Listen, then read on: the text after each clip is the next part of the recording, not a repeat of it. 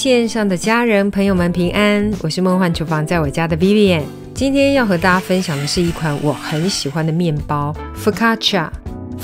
是源自于意大利的扁平面包，有人认为它是 pizza 的原型，在意大利通常当作前菜、下酒菜或是轻食点心三明治。大气孔的组织是它的特色，然后满满的橄榄油香气。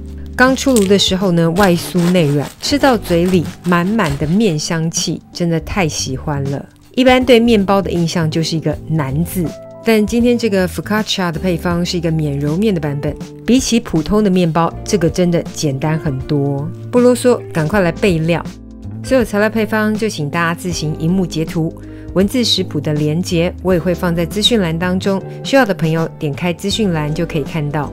首先我的习惯呢是先把盐跟面粉混在一起哦，然后另外旁边调一个酵母水，把蜂蜜或是蜂糖，或者是用一般普通的糖也是可以啦，然后跟酵母先搅拌在一起。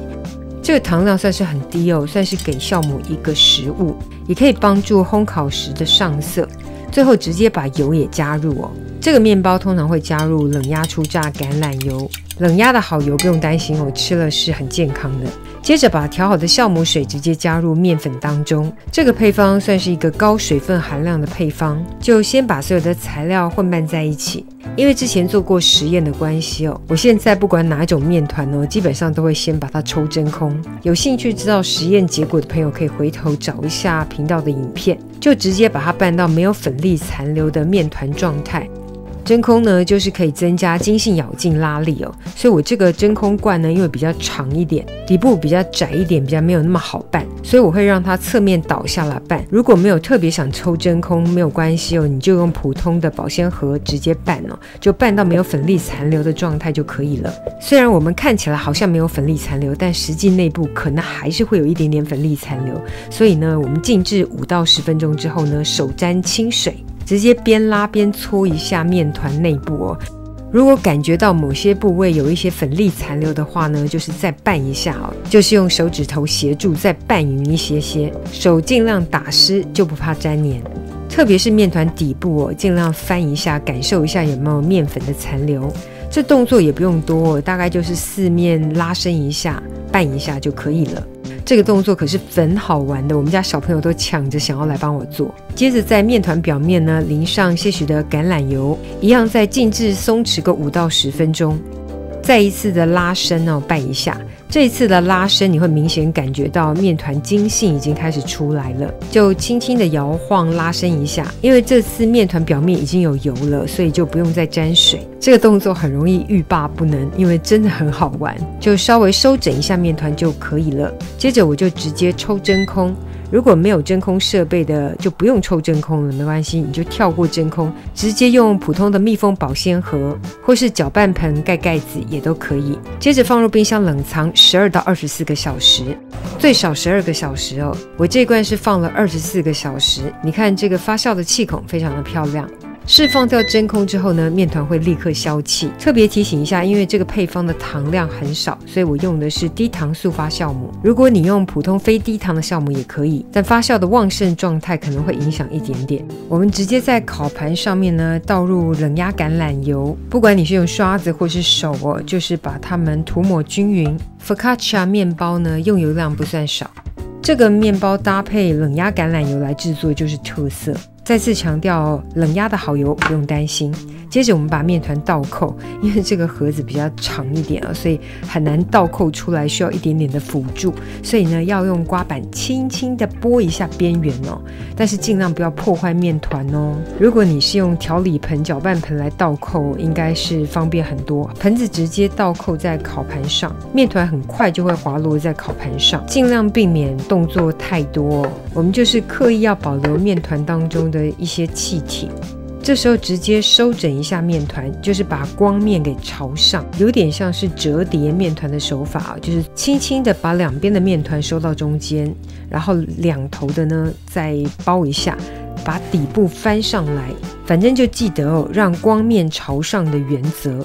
如果不想用折叠的方式哦，你也可以直接把边缘的面团往底部收，就像我影片示范的这个手法，把边缘的面团往底部收进去，面团的表面呢就会变得光滑。差不多光滑之后呢，我们要再次的发酵，表面可以倒扣一个平盘或是盖子，有发酵功能的用发酵功能，没有发酵功能的直接放在温暖处发酵。密闭的烤箱或是微波炉里面呢，放一杯热水也可以哦。有发酵功能的直接设定摄氏30度发酵，反正就是记得哦，温暖处发酵，发酵到2倍大左右。发酵完成的面团，你看看，是不是超级可爱？因为这款是高水分含量的面团呢，它就会膨发到这个状态，表面淋上些许的冷压初榨橄榄油，小的这个就是100克面粉量的配方。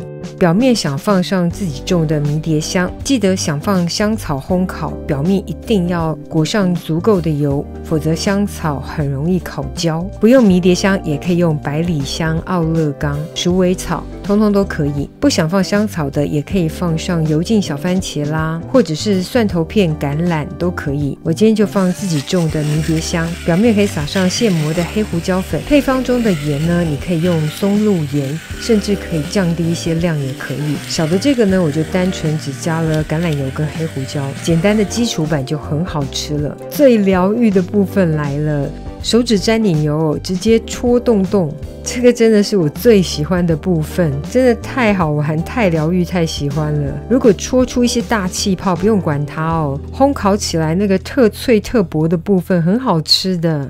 不要就间把那个气泡给戳破哦，就是保留它。提醒在面团发酵完成取出来准备戳之前，就要先预热烤箱咯。戳完洞之后呢，刚好预热的时间也差不多了，我们就直接放入预热好的烤箱。这个大盘的我直接放入水波炉当中，选择烤法国面包的内件形成来烘烤，一样要等预热完成哦。预热完成之后呢，就直接放入启动烤箱。这个内件形成大概要烤30分钟。另外这个是普通烤箱的烤法哦，用摄氏230度预热烤箱，时间到后放入面包，表面喷上大量的水汽，制造一个蒸汽的环境，这样子烤出来的表皮会特别的酥脆。烘烤的时间大约就是18到20分钟，烤温就是设定摄氏230度。我用的这个是铸铁小锅，底部直接抹油，不用放烘焙纸，这个面包很好脱模。时间到后直接取出放凉，稍微的放温凉就可以。看这个表面上色状况就知道非常酥脆好吃。哇哦，这个真的一出炉满是生香啊！表面稍微降温一下下哦，大家可以听一下这个外表是很酥脆的声音。有没有？光听就知道超脆超好吃。来看一下它的内部组织哦，也是孔洞很大，里面是有点胶质感的哦，软软糯糯的，热热吃超好吃。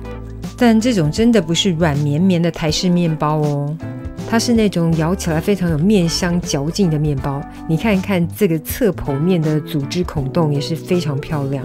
这个面包推荐一定要热热的吃最好吃，就很像吃披萨，刚出炉的绝对是最好吃的啊。如果是放凉之后呢，再次加热也是可以啦，但是美味程度绝对会降低一些些。这个面包呢，也可以沾上橄榄油，混合一点巴萨米口醋哦，真的非常香，非常好吃，超好吃的免揉 focaccia 等你交作业咯。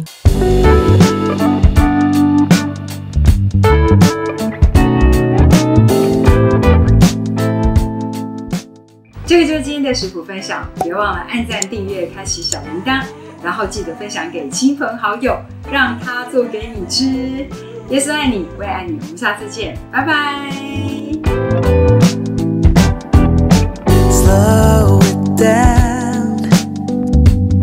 There's no need for us to rush it. No, 'cause we're past the cold.So why stay and just repeat it now? Yeah, oh, we dream about all things being alright, but we freeze when it's all up to us. So let's fight it